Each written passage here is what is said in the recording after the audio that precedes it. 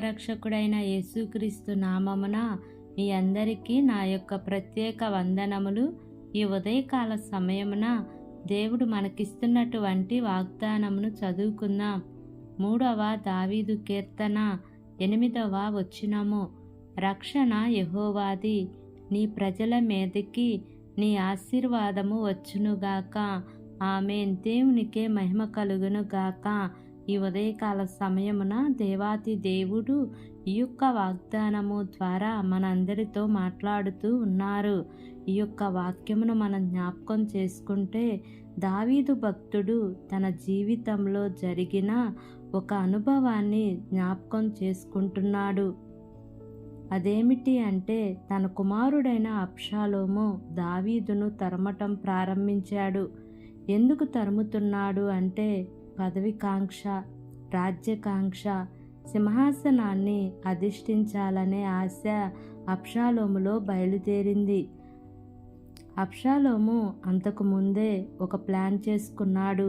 ప్రజలందరినీ తన వైపు తిప్పుకున్నాడు. తన తండ్రి మీదకి తిరుగుబాటు చేయటానికి అబ్షాలోము సిద్ధపడ్డాడు. అప్పటి వరకు కూడా దావీదుకి తోడుగా ఉంటూ ఒక సలహాదారుడుగా ఉన్న అహీతోపేలు కూడా అబ్షాలోముతో చేరి దావీదు యొక్క నాశనముని కోరుకున్నాడు. వారిద్దరూ ఎప్పుడైతే కలిశారో కుట్ర చాలా బలమైంది. ఒకానొక సందర్భంలో దావీదు ఆ కుట్ర గూర్చి ప్రార్థించాడు. ప్రభువా, ఆ కుట్రను భగ్నము చేయమని ప్రార్థించాడు. పరిశుద్ధ గ్రంథంలో దావీదు భక్తుడు చాలా అద్భుతమైన కీర్తనలు వ్రాసినాడు.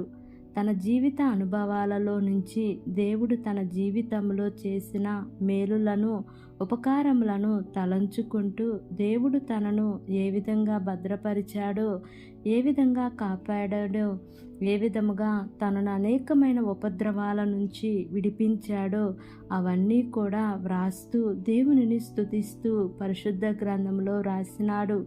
అబ్షాలోము తన తండ్రిని తరుముతున్నప్పుడు దావీదు రచించిన ఈ కీర్తన, ప్రభువా, నా తల ఎత్తువాడవు నీవే, నన్ను కాపాడువాడవు నీవే, నాకు కేడెముగా ఉన్నావు అని దేవునిని చూడటం ప్రారంభించాడు. చాలాసార్లు మానవ జీవితంలో ఇలాంటి అనుభవాల గుండా చాలామంది వెళ్తూ ఉంటారు.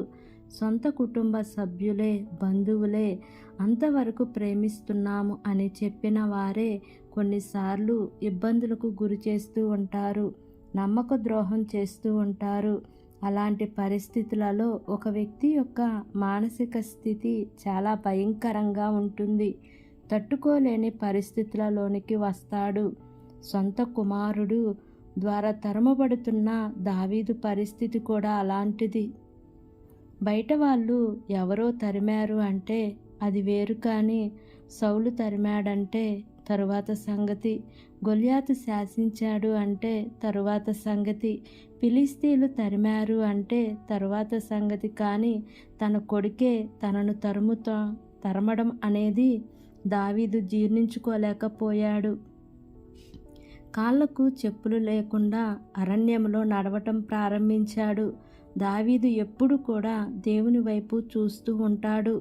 దావీదు దేవునికి తన సమస్యను అప్పగించుకుంటాడు. ప్రభు చేతిలో తన సమస్యను ఉంచుతాడు. ప్రతి సందర్భంలో దేవునిని బట్టి దావీదు ధైర్యం తెచ్చుకున్నాడు. ఆ ధైర్యమును బట్టి ముందుకు సాగినాడు.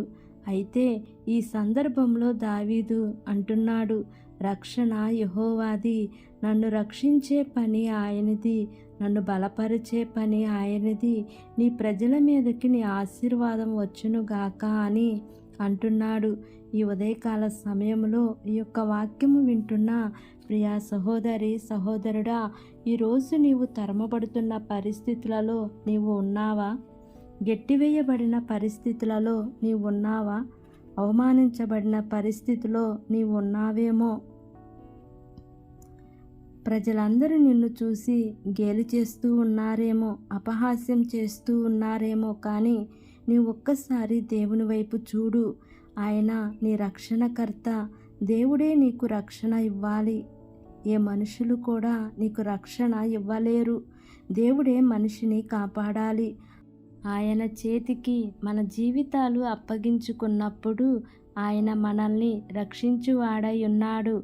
మన పాపముల నుండి, ఆ భయంకరమైన బానిసత్వం నుండి తన రక్తము ద్వారా మనల్ని విడిపించువాడై ఉన్నాడు. కాబట్టి ఈ వాగ్దానమును నమ్మి ఈ వాగ్దానం ప్రకారంగా జీవిద్దాం.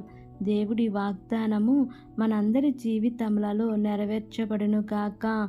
ఆమేన్. ప్రార్థన చేసుకుందాం.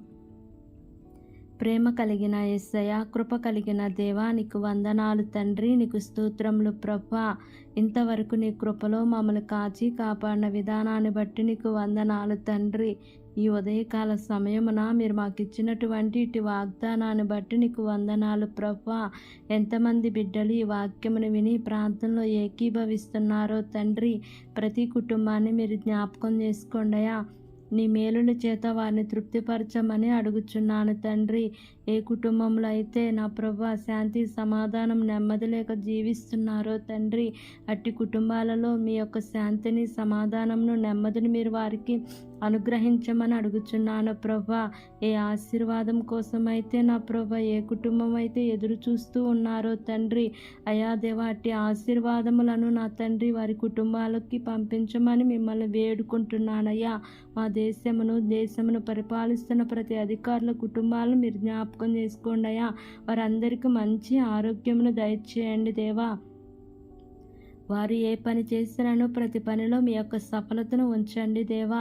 అయా, ఈ దినము నూతనంగా ప్రారంభిస్తున్న ప్రతి కార్యక్రమంలో మీరు ముందుండి నడిపించమని, వారు వెళ్ళుచున్న మార్గంలో నా ప్రభు నీ దేవదూతల కాపుదల ఉంచమని నా యొక్క ప్రార్థన ఆలకించి అంగీకరించమని నజరేయుడైన యేసు అతి పరిశుద్ధ నామమును అడిగి వేడుకుని పొంది ఉన్నాము తండ్రి.